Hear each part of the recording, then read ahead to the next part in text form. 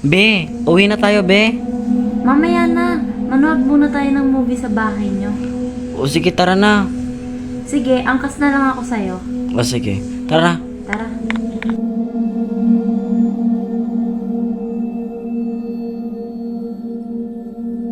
Be, pasok ka na, be. Sige, Tara, let's go. let's go. Tara. Ano pa nanoorin natin? Kahit ano lang. Yung Scream na lang. Sige, O sige, maupo ka na lang dyan. Kukuha mo na ako ng pagkain mo. sige. Salamat. Akala naman neto nakikipagkaibigan na ako sa kanya.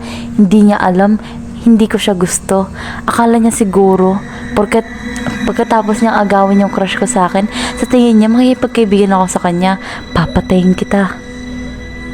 Be, kamusta naman yung pag-aaral mo, be? Okay lang naman. Ikaw ba? Okay lang. Alam mo ba yung crush mo, di ba? Eden crush mo na yun.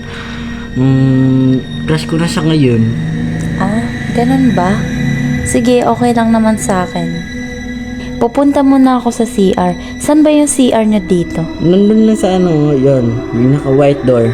Okay, wait mo ako dito. O sige.